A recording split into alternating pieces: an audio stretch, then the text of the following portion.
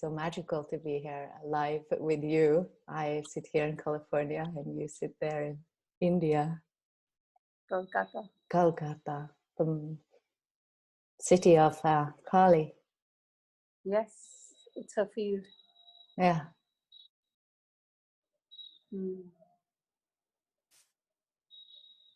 I remember when I visited, I didn't visit Calcutta, but when we met, not so far from Calcutta, in the same area. Yes, yes. It felt like entering another dimension. It is a land where the mother is she's so present. Yes. And where I felt the people so surrendered to her, not only as the way we want her to be, or the idolized image of goddess. It was a deep surrendering to her totality. It's so true, and of course you would notice that. And in Kolkata, in Bengal, everybody, especially the men, I mean, Kali the mother is so palpable. She's everywhere. I mean, her face is everywhere. And in buses, on autos, in cars, on the billboards, she's everywhere. And everybody speaks about her as Ma. So, and can you and it's so, for many it can be so challenging to understand how she's Ma and how she's the benevolent mother when her appearance can be so frightening. Her appearance can scare us away or want us to keep a distance to her. How do you relate to that paradox? I guess for the people who see her as the mother, this appearance of hers is so beautiful. They love her in this form. This for them is benevolence. This for them is protection. They feel safe with a mother like that. So I guess in the West, it's difficult to understand. But if you've grown up seeing her like this and worshipped like this, there's such an intimate connection with her. There's this poet and mystic Ram Prasad Sen, who has written these amazing songs on Ma Kali. And in one of the songs, he is even telling her, "Oh Ma, don't roam around naked like this. Go wear some clothes." So it's like how intimate you can be with her. So, so this form of hers is very reassuring. I guess. That big tongue, red tongue, drinking blood. And blood sacrifices are made to her in the Kali temples even today. So yes. What is the blood? Goats are sacrificed. Yeah, exactly. And what is the blood? What is that gift to her? What is that offering? It is so it is like to slake her thirst. That is part of her diet. She drinks blood. And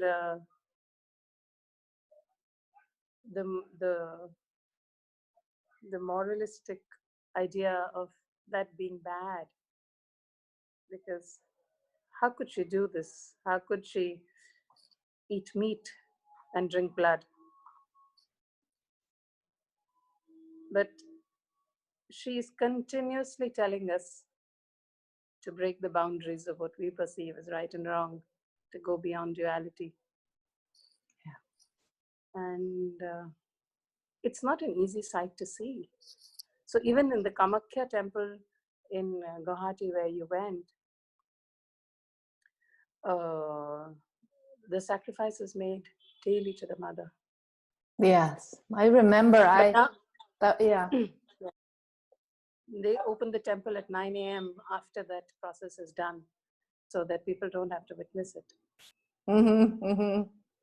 I remember that. I was in the temple, and it was one of the aspects that was very challenging for me, to see the animals that were going to be sacrificed. And I remember I was there with Dominique, and Dominique, she took it upon her she really made it her sadhana to go to the hall where they made the sacrifices. She wanted to, because she's also eating meat sometimes, I think.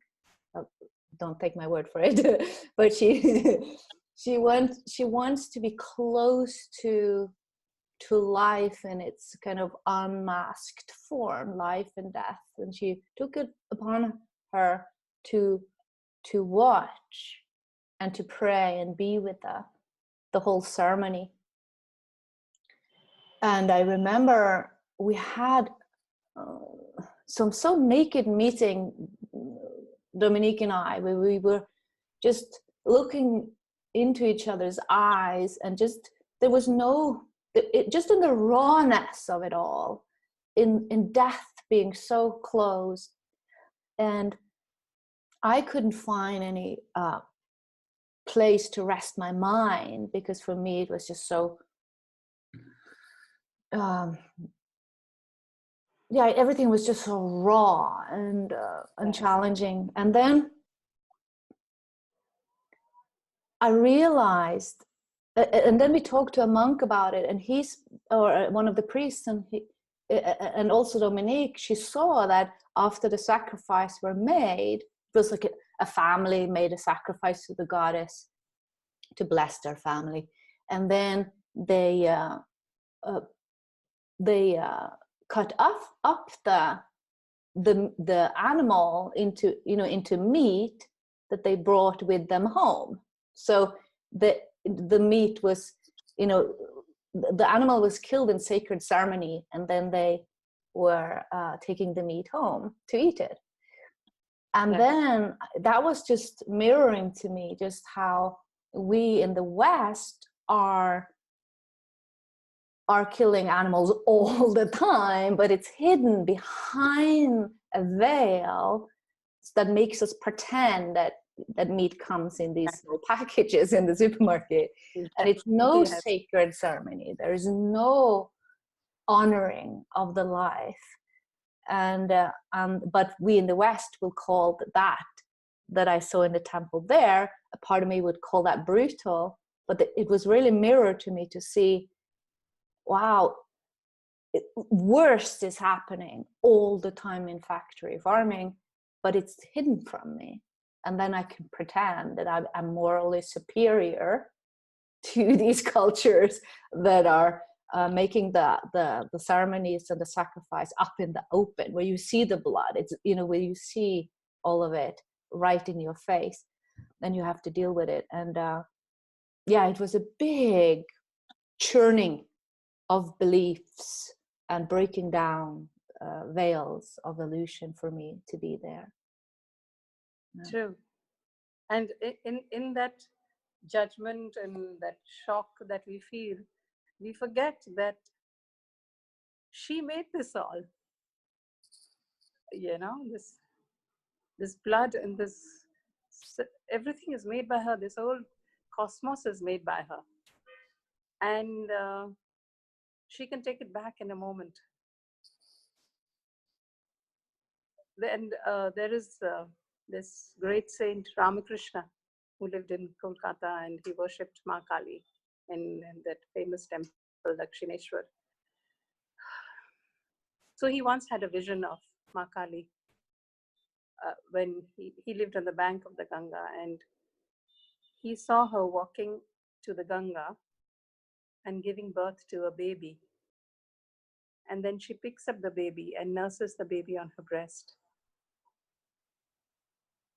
And it was such a beautiful sight, and it was filled with awe and love for the mother to see this. And then she picks up the baby with her feet and dashes it on the stone and kills the baby. And he couldn't believe what he saw. And Ma Kali said, "This is who I am. I give life and I take it back.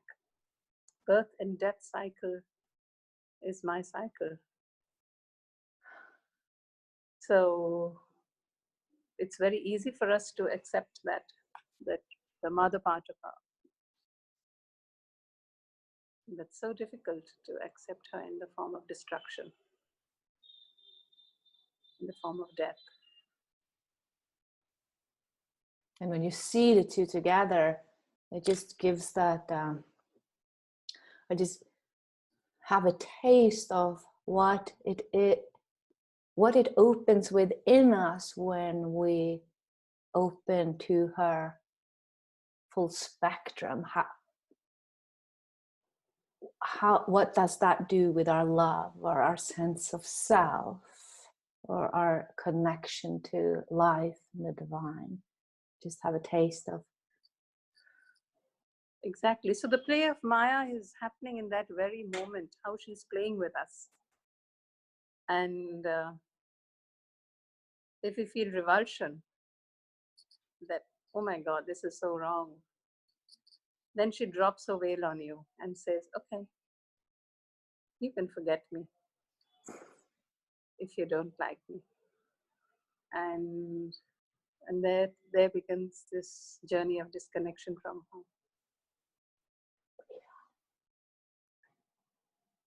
And if we stand there with deep reverence, knowing and seeing her play, then she pulls you closer. And probably she will say, I could show you more. So, as Mahamaya, she gives us exactly what we want deep inside. That's her kind. If we want to move away from her, she says, so be it. If we want to move closer to her, she says, so be it. She's always asking us, what do you want? But when she gives us the getting, then we forget that we asked for it. Yeah.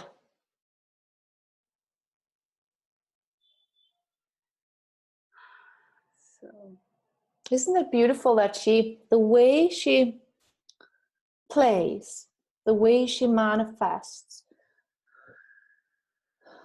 is through desire. Yes. Unconscious desire, more or less conscious desire.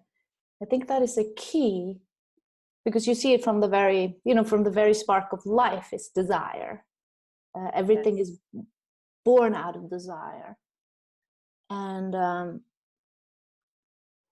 of course we have such a neurotic relationship to desire.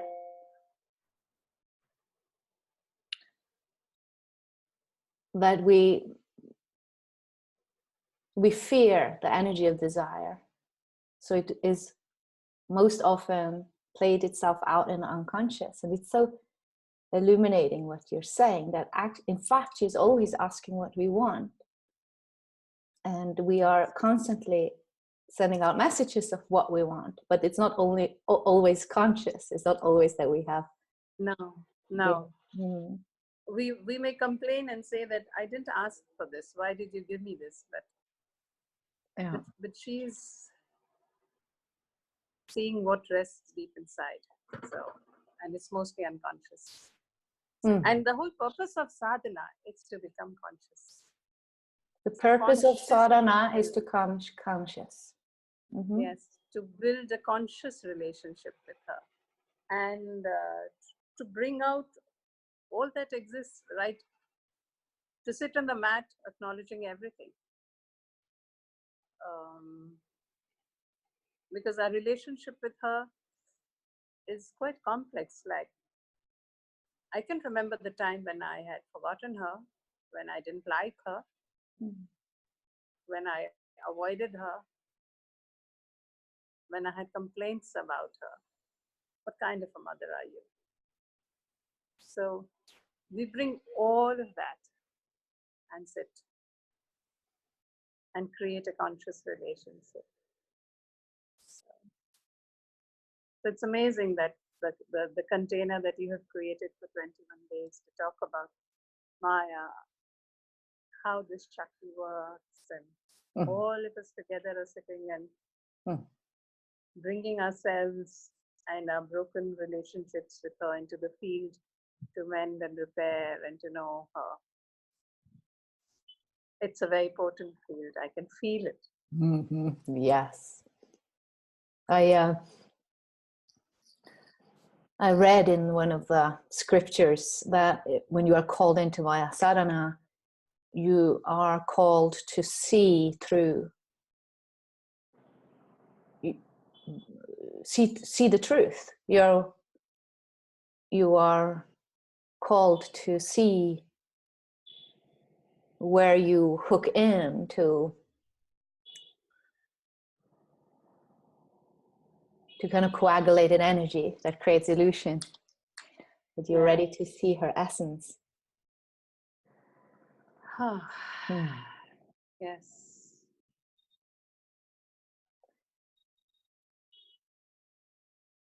Yesterday I had this, it was right before I fall asleep.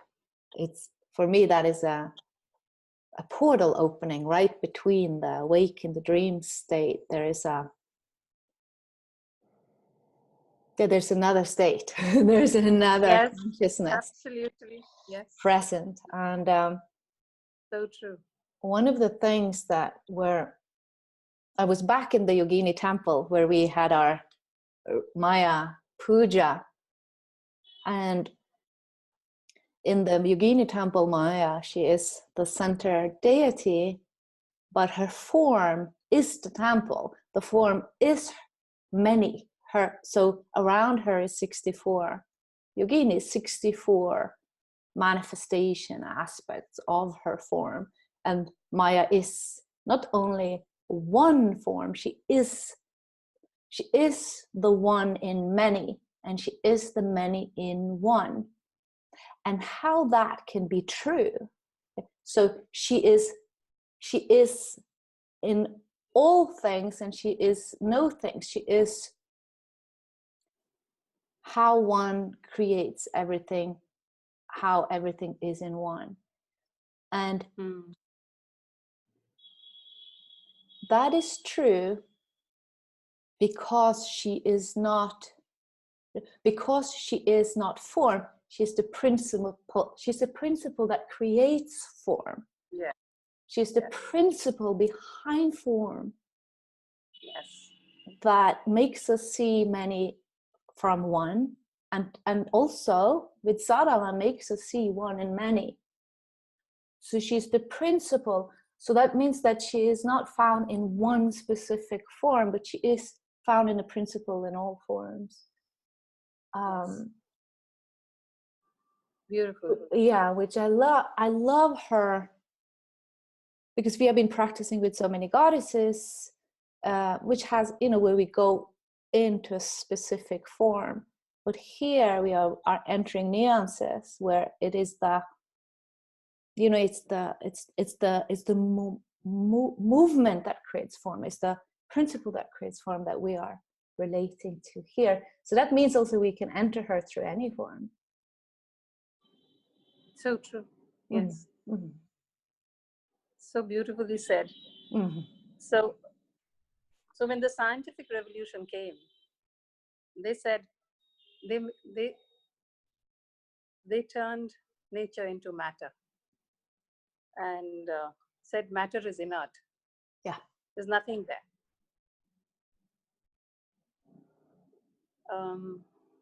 And slowly, the desecration and the disrespect of the feminine was brought in.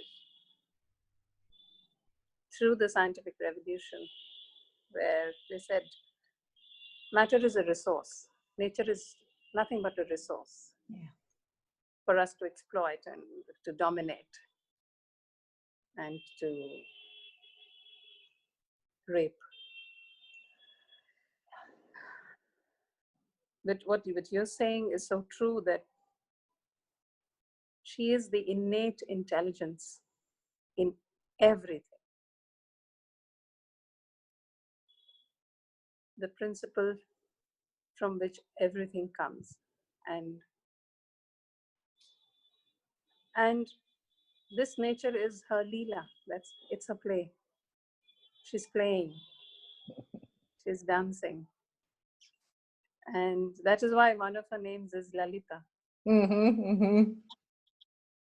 The one who plays.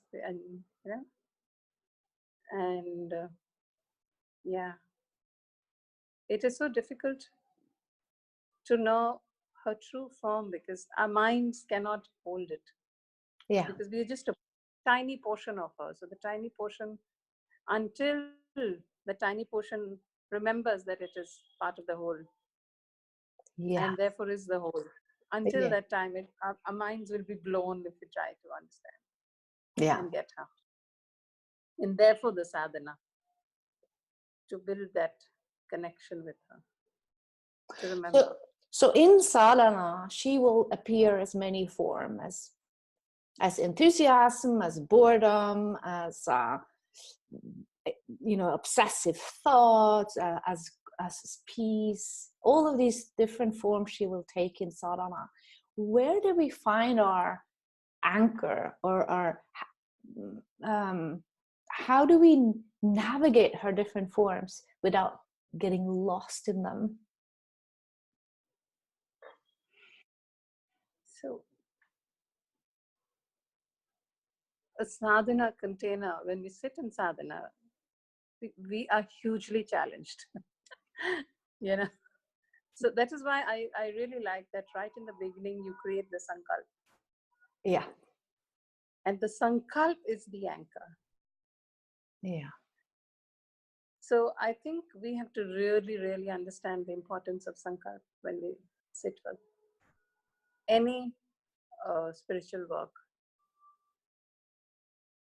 Otherwise, we will be blown around and thrown around because the energies can get so intense, and all of us together are creating that container. But once we sit and access our sankalp, what is my sacred intent in these 21 days? We anchor that. Then every time we are being ripped apart, or we are forgetting, or we are just wanting to run away from it all, remembering that sankalp will simply, it's like an electromagnetic field inside a body that reorganizes us once back again. To me, a sankalp, I really see it as an electromagnetic field of a particular order. That is why when you sit and get that sankalp, it's like a click. So I feel a lot of time should be spent on this process. Quiet time, unhurried time, not anxious time. Oh, I have to get my sankalp, and when is it going to come? It can, maybe the whole sadhana is about what is my sankalp. Yeah, it can be like that. So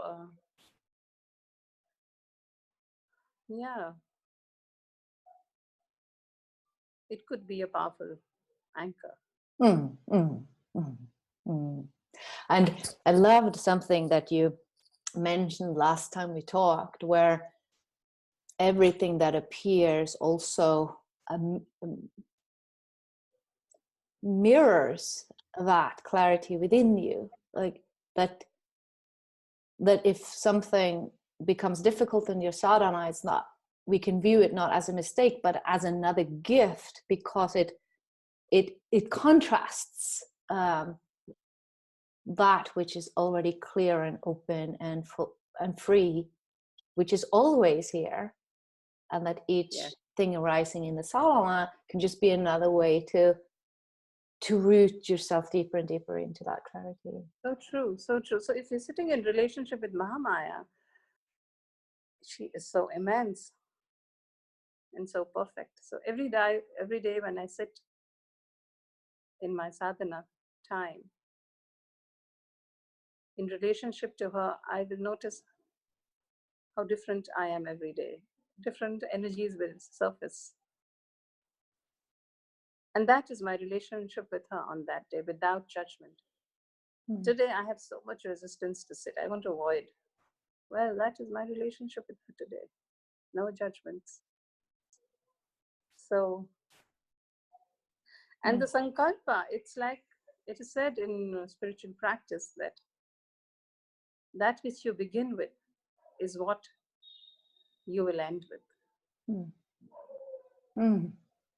So, so the practice that you begin with will be the practice that will blossom for you and will be what you will receive in the end.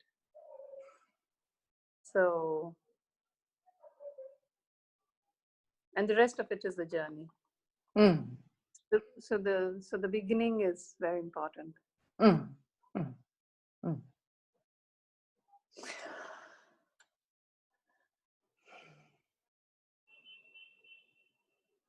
I feel that is one of the gifts that we as this now global community, global circle can give each other, is just that container to hold each other, to return to what is already natural, what is already in one way happened, because we are realigning with the intention or longing that is already here. That door is already open to whoever comes to sadhana in this lifetime. We came in with that door open, which is in itself such a gift, that we actually just even have the desire, or even the glimpse of the possibility of connecting with life behind the veils, and we can help each other just to restore that alignment, to come back into that. Yes. And it's so beautiful how each one of us in the circle is bringing our piece, a piece of the jigsaw puzzle of who she is. So there's so many varieties, there's so many ways in which she is represented, and each one is unique and beautiful and perfect. Yeah. So and that is essential, isn't it? That is essential. Yes. Like in one way we cannot experience her through one form, so even the diversity or the multifaceted mirrors that is each, is the circle of women, is in one way reflecting her nature more than one perfect one. Absolutely. Because she is diversity. That is her essence. I mean, any part of a creation, if you just want to study trees, you can spend a lifetime and you wouldn't have covered all the trees on the planet. Yeah. Or birds, or whatever, worms, insects. It's a beautiful. There's one passage in one of her scriptures where she reveals herself, like very much like Krishna does to Arjuna in the Bhagavad Gita, where she shows her true nature. And she is immense, she is the whole universe and more. And it's described just how, her eyes is the sun and the moon, and her veins is the rivers, and then it's said that the trees, they are the hair on her skin. Yes. I love that so much. and then her smile is Maya. Oh, how beautiful. Like you said, with the Leela, is that her Maya is her smile of the great goddess. It's so amazing. Yes. And it's not surprising that she is so feared. That is why the patriarchy wanted to destroy her. Because the feminine principle is, I mean, the, what she embodies, like if you split an atom, you can blow the world apart. That is who she is. She's The atom bomb is just, yeah, she's the potency of the nuclear. Yeah, in one atom is enough to split the world apart. That's her Shakti. So, and that is what patriarchy was trying to dominate. What a futile attempt it has been. But it's nice that the cycle is returning, the great turning of the cycle. And we are coming back into reverence with her. Yeah. But the journey is, it's not easy. I mean, she is continuously asking us to offer more and more of ourselves. And as yoginis, that is our journey, to keep entering the world of our shadows and cleaning up so that there is more space to offer to her. And it's also true that even us who are in this journey of reclaiming the feminine and honoring the feminine are missing her continuously. It sounds strange, but it is true that so much work still needs to happen. And how are the ways that you see we judge her, or we push her away and distort her? So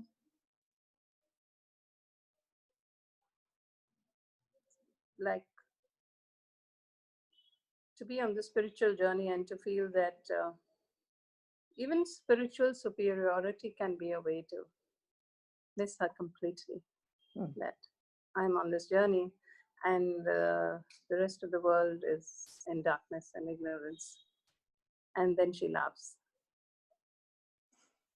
because the veil,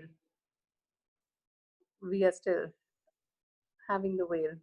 And this whole the conversation we were having last time about how I am discovering the colonized and self inside of me and trying to bring my own innate indigenous nature back.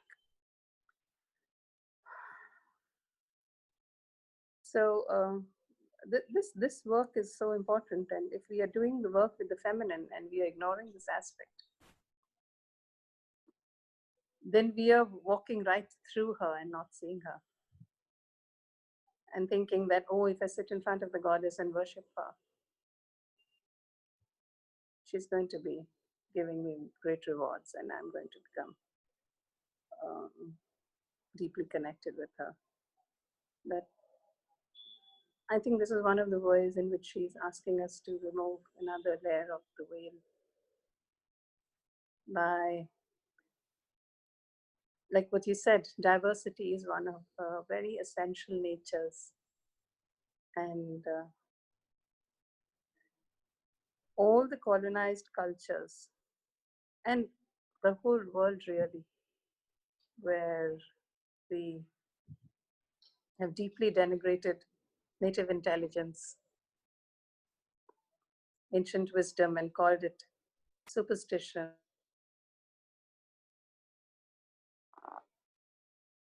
and destroyed and killed it. Much of our work also has to be about reclaiming that back. Yeah. And depending on which spectrum of color you are, you have work to do, no matter what it is. So you're a black or brown or yellow or red or white.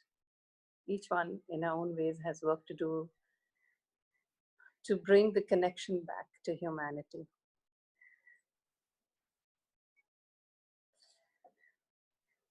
And it's really a big one. That is where I lost my dignity, actually. So coming back into my indigenous self is regaining my dignity back as who I am, because I was told that who I am is so bad. And for a large part of my life, I just believed that. And then I just continued to do what I was told would make me good. And I was blindly following Western education and Western concepts. And I'm not at all saying that it is bad. There's such beautiful aspects of it, and I'm very grateful that I have connection to both the East and the West in such a deep way. But the journey back into native wisdom is a beautiful journey back to my own self, and I guess for each one of us. And we just have to study nature to know that. You know, this movement which is happening in the world of returning nature back to herself and leaving the farms wild and unfarmed, and what a revolution that is doing in the world, and how life is returning. That's exactly what we have to do. We have to just stop doing anything, and life will return. The rivers will flow, the birds will come back, the animals will, the trees will come, the butterflies will come. And we can do that within ourselves, in our own Yes. body, in our own spirituality. Exactly. Yes. Yes. Yes. Leave our bodies alone. No tutored spiritual practices. It seems so revolutionary. Oh, but I must be told what I should do. I mean, I guess even the mantras that we chant, when we go deep into ourselves, into restfulness and let nature take over, these things are spontaneous. Yeah. So back to restfulness. I think, yeah, Mahamaya creates from a place of rest. Deep rest. So, yeah. It's beautiful, the journey, that when we move closer to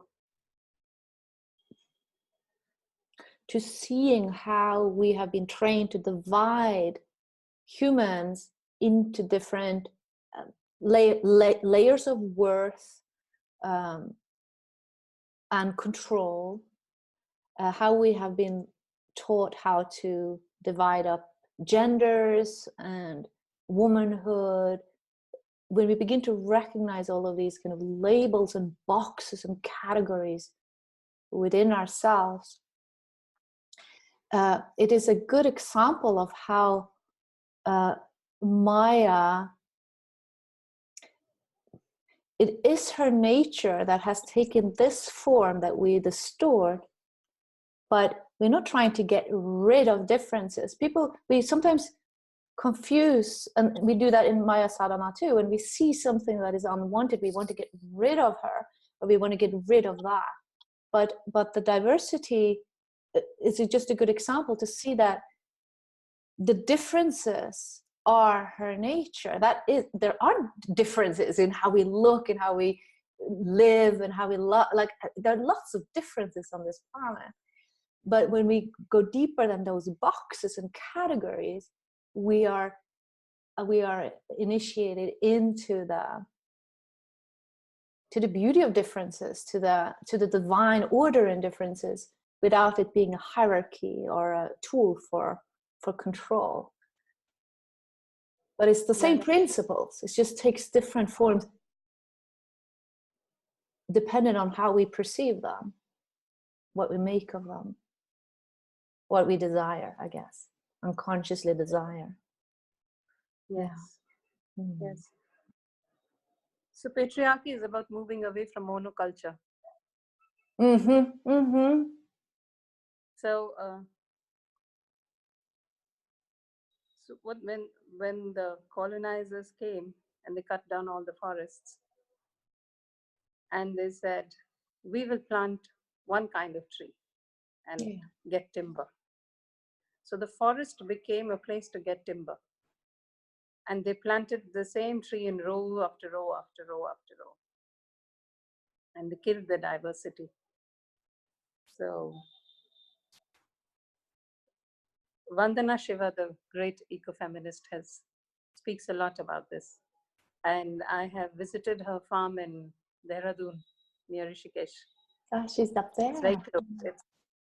It's just maybe an hour's drive from Rishikesh to go to her farm, an hour or 2 hours drive.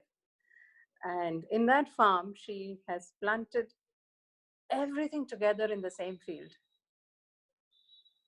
And she says, this is exactly how nature is. This is how you have to do the farming. And this is how the women did the farming before farming was taken away from them and was told that it is man's work. Farming has always been women's work. And she plants millets and wheat and ginger and all kinds of grain and vegetables all in the same field. And she says how the nitrogen from one sustains the other plant and how something of nutrient of that plant sustains the other plant. And together they create an ecosystem which is healthy. And since she has started doing farming there, and all the farmers of Dehradun and Uttaranchal, that entire state, have given up fertilizers, and she has influenced them to do only organic farming. And the water levels have come up to such healthy levels now, and nature is coming back to balance. So, so monoculture, that only one way of being is right, only one color of skin is good, only one religion is the perfect religion. These kind of things have created all the discord. So, and it's so beautiful because we do the same in sadhana, where, and in our own idea of our spiritual awakening, is that there's one state that is the ideal state, and it would be the same as if we are focusing on one tree or one plant. And what is so beautiful, the way you describe this farm, because there you see that it is the ecosystem, it is the process between the species that is growth, that is health, that is abundance.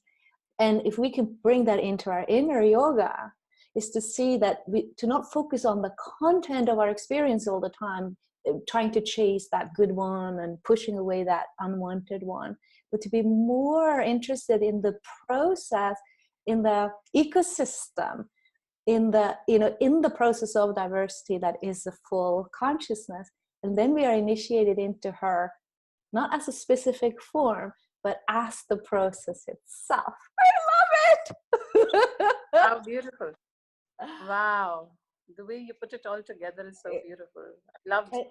But there's a beautiful that. the yellow Tara, and in Tara sadhana you can see also just that how Maya appears as different forms and different portals into that same process of growth and health and nature, which is who we are.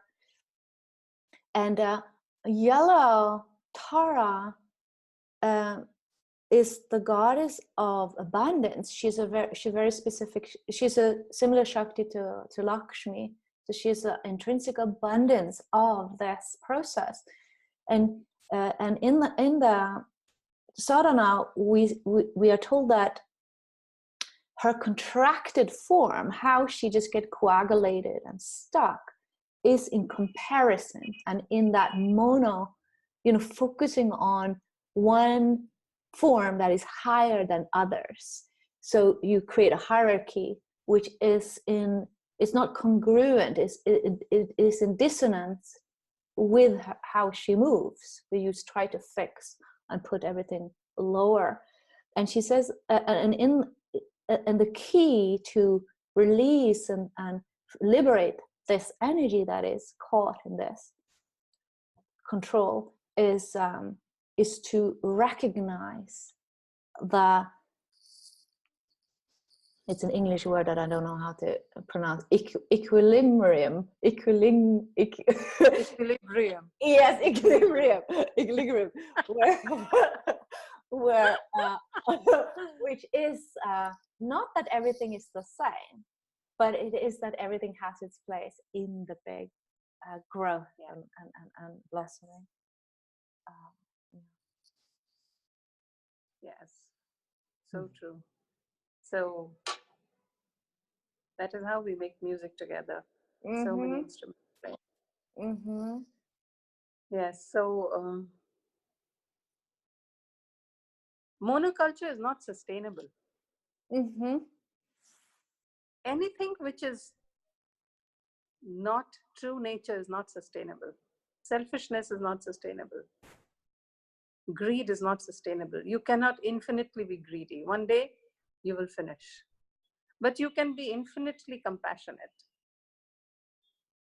and infinitely loving. And balance can be, and harmony can be infinitely sustained. And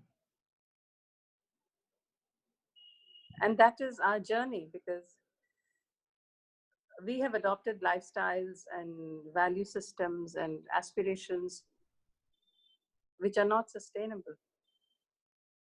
And therefore we have pain and suffering. And I can see that in my own life, how all the pain and suffering that I have been through is because I was running after things which were not sustainable. And therefore, the journey is to come back to things that will sustain me. And that is so simple, because that is always here. Yeah, there's not a journey, there's not a distance between those resources within you. Yeah. And there's no problem. Maya, she'll just take off the veil, and there you know. So she is so compassionate. Like I have this arthritis problem in my legs, and it's very difficult for me to sit in squat-legged for meditation. And it is a cause of great pain and suffering for me that I cannot sit in Padmasana, Sukhasana. And in no time I will start getting pain, so I have to shift my position. And one day I just sat and prayed to her that I don't need this pain as a protector. I am safe.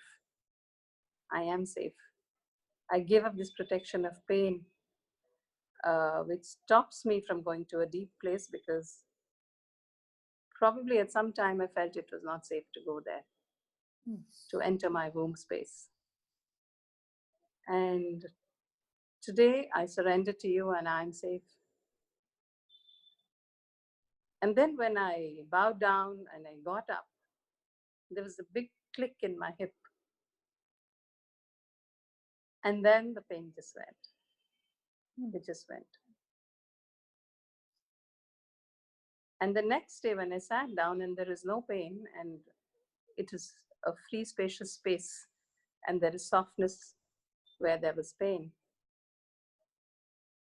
it is like I couldn't understand who is sitting here, because it was not the familiar me who sits every day with pain. So suddenly I was asking myself, who is here? Who is sitting? who is this person here?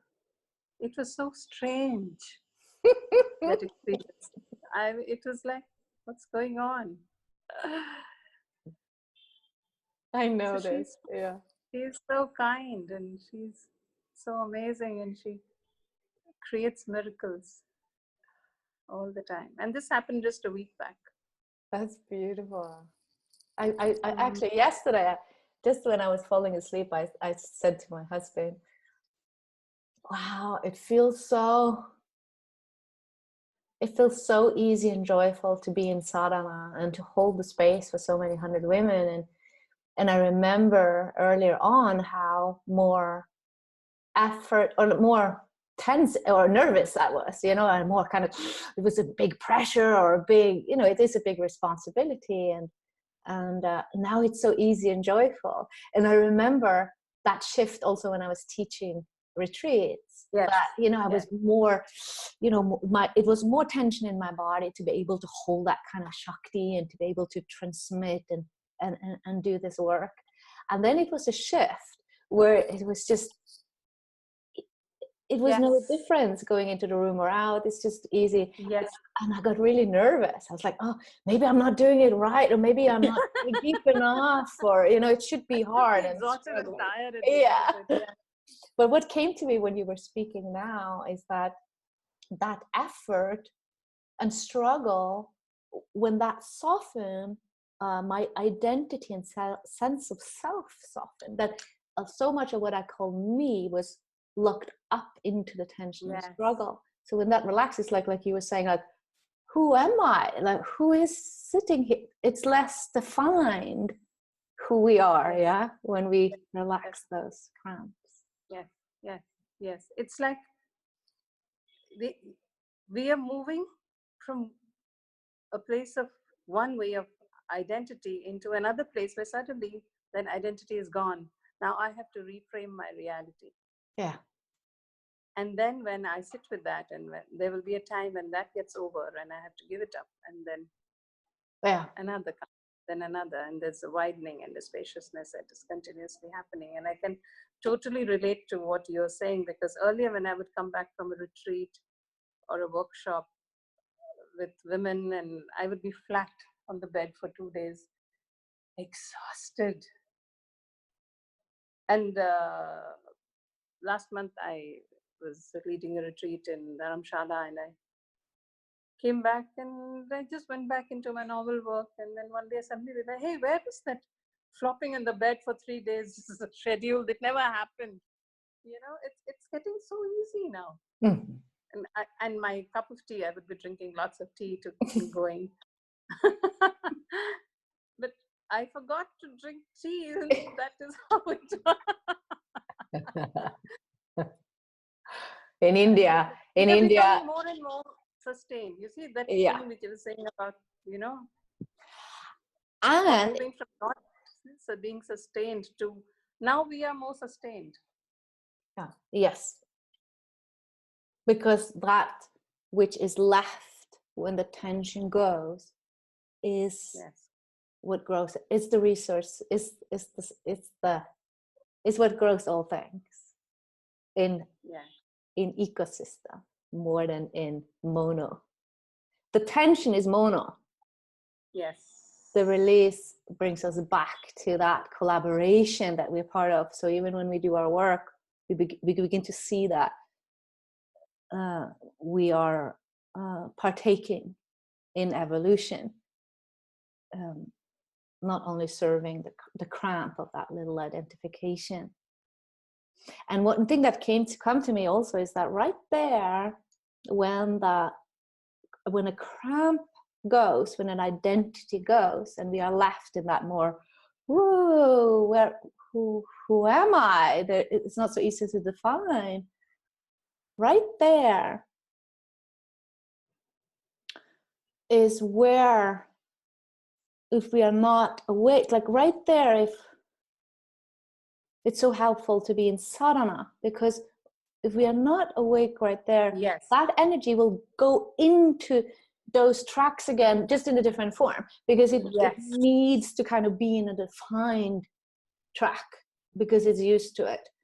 And if we have some framework to hold that more, spacious, undefined self, we are able to relax deeper into that and notice the impulses that wants to go into the more defined tracks. It's like we see in the goddess mythology that right there, when the light and the spaciousness of goddess, which is another way of speaking about what's left when cramps dissolve, when she's there, the demons are also there, the asuras are also there, and even one can say they are stronger there, because that's where the battles in the goddess mythology appears.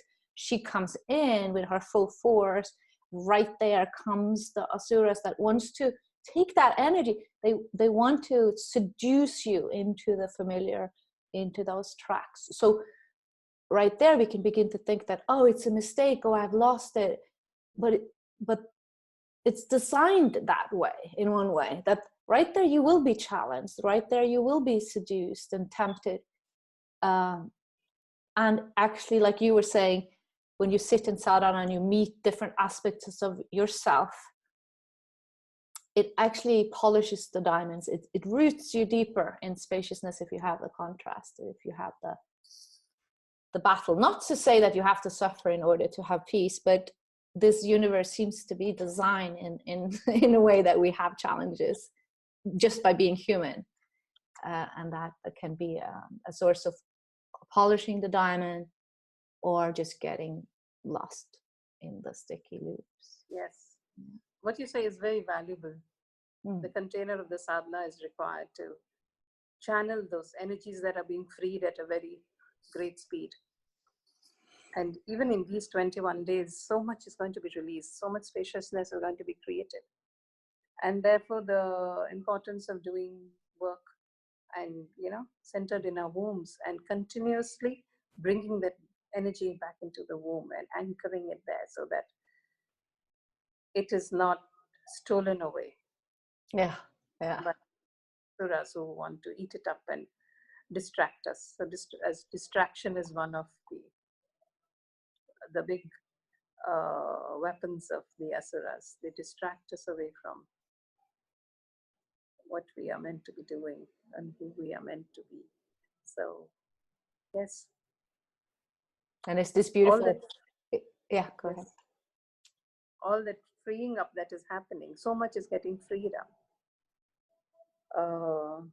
To quickly bring it and anchor it in our sacred body so that we use it to serve the world now. So yeah. That's beautiful. You just bring the body, it's like I like to think about it like we are lassoing in the energy, like we're harvesting the energy that is released or liberated from locked positions, locked tracks that were carved out for us by those the mindsets that we have grown up in the world the last hundreds of years and thousands of years of patriarchy and colonialism. So one of the things that happens when you become softer and freer, at least it's happening with me, is that I was relating to the idea of her, not to her herself, but to my idea of who she is. Mental construct. In fact, my whole life has been about the idea of life. It's so subtle. This veil is so subtle. When I worship the goddess, am I really relating to her or to my idea of her, of who she is? So, so the sadhana is about continuously breaking down those ideas. So if she's not if we are not getting continuously shocked, we are discovering that the idea is not breaking down. Maybe from a contracted idea, we are forming a bigger idea, and then that idea will crumble one day. And then, so, but yes, the journey is towards rawness and realness.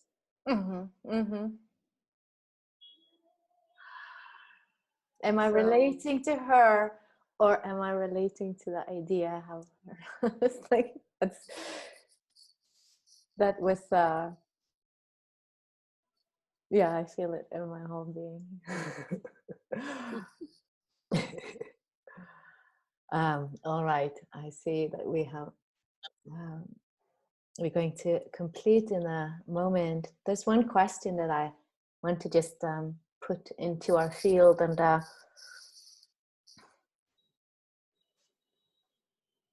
it is when we see all the suffering in the world, we see all the gruesome acts of humans, the abuse of children, and the horrendous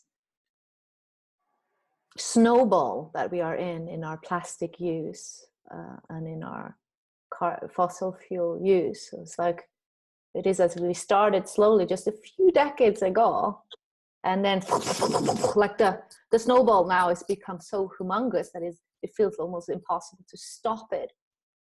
Now all of these ways that we human have used our creative energy, the creative energy of that is goddess, makes me often ask why. Like why would, how can that be goddess? Like when it's so destructive, so ugly, and not kind of destructive to reveal truth. You know, it just feels so hard to be with, especially with children and animals, and just the way we treat the innocence, just how we treat innocence, the force in us that treat innocence in the way we do.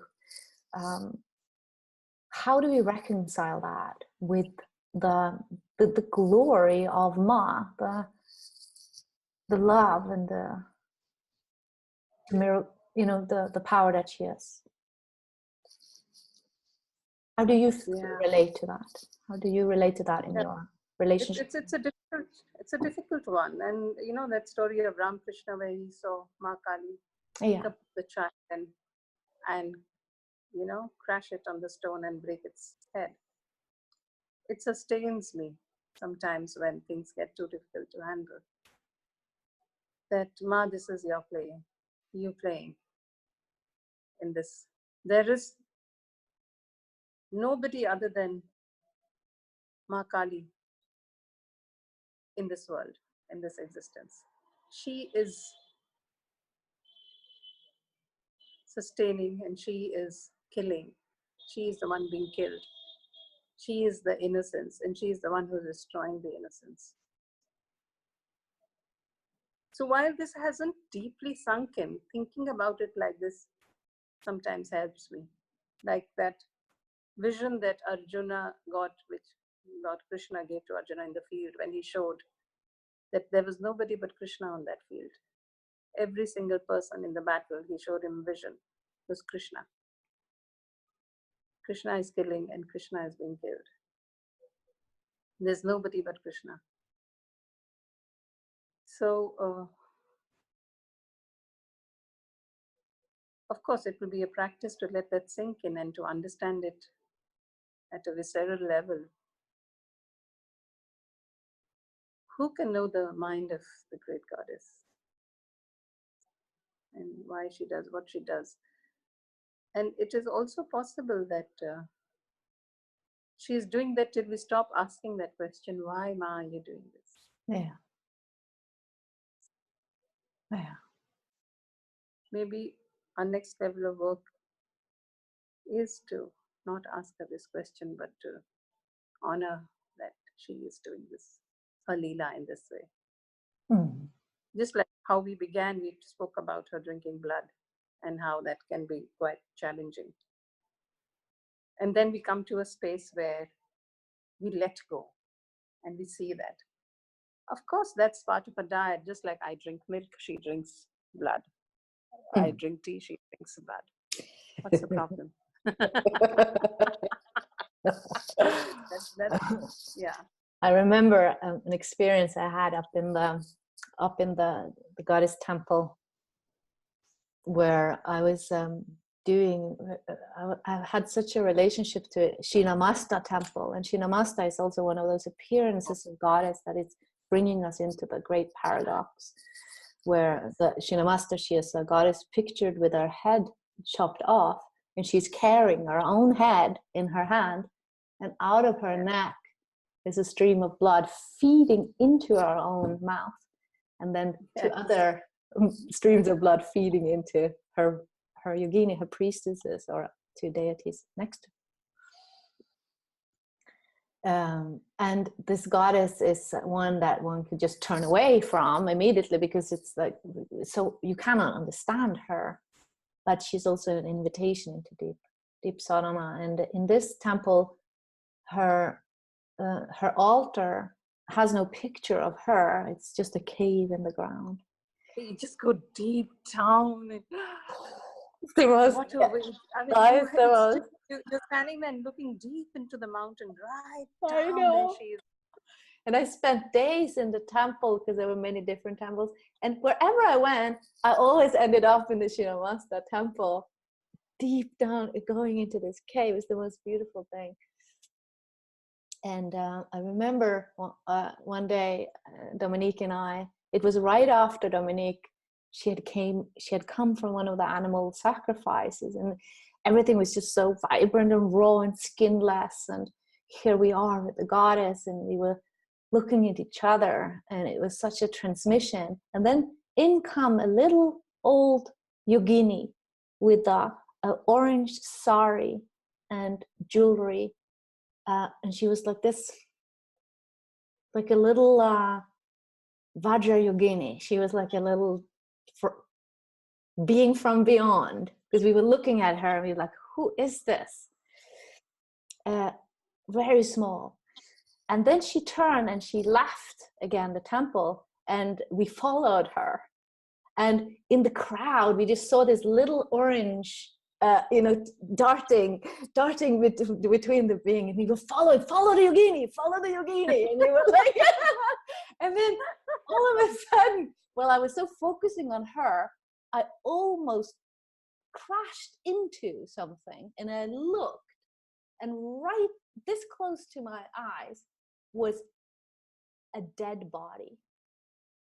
There was somebody carrying a dead body, passing me like this, and I saw the feet. Oh my God. I saw this feet of this dead body, a dead woman.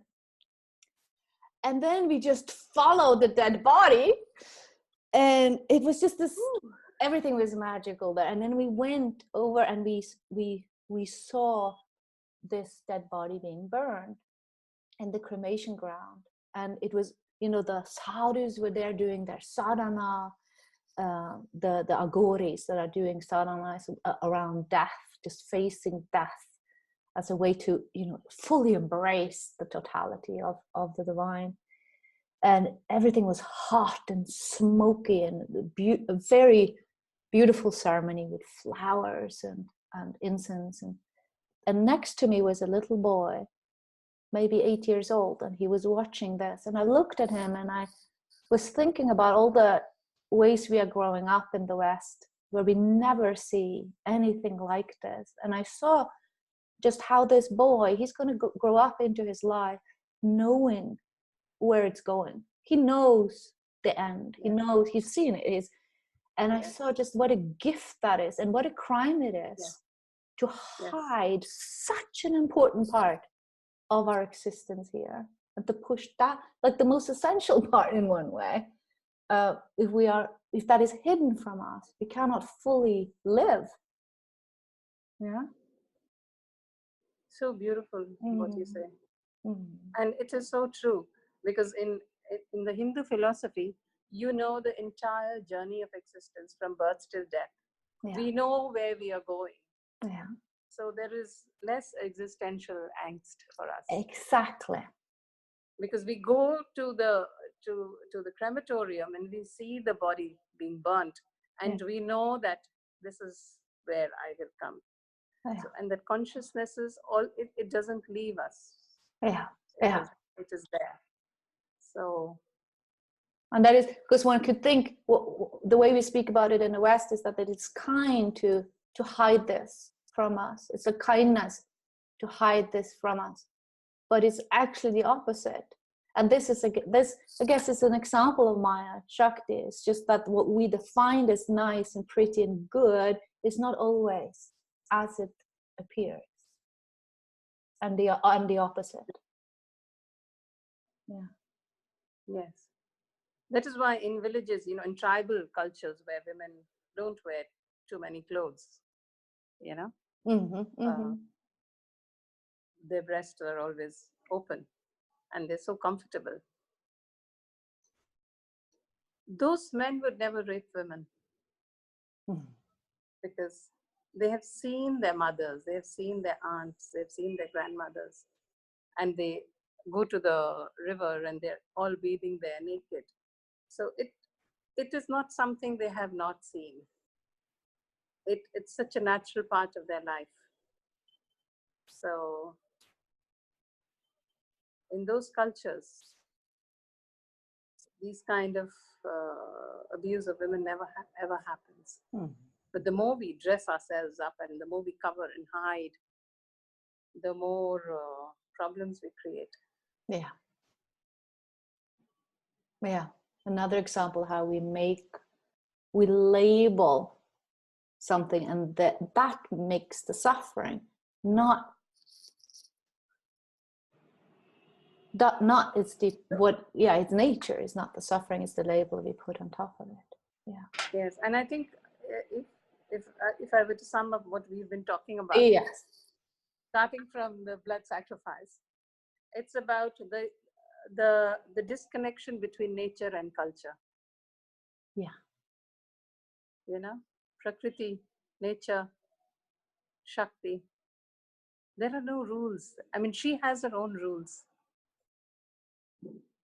And we have become so much part of culture, nature that has been controlled and refined and codified. And that is why we have so much judgment and morality and shock. And to even understand our source, we are getting shocked at who she is. Yeah. So that's beautiful. So when we see her in a way we don't like, instead of just blindly fixing on her as intrinsically wrong or shouldn't be, or we can actually focus on what is our state of mind, what is our perception, what is it that I have become so cultured that I look upon nature as something wrong. Yeah.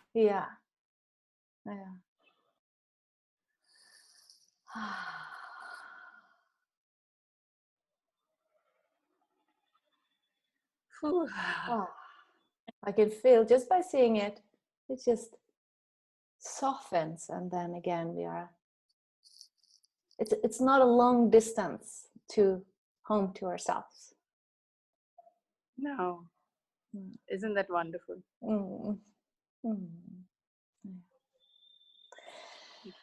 All right, thank you, Sukhi. Thank you so much. I could talk to you forever. Yeah. It's just endless. We can go on and on and on. But we're going to. I know this conversation is so nourishing to me. Yeah. Thank you so much, Sukhi. Thank you so much. Jai Mati.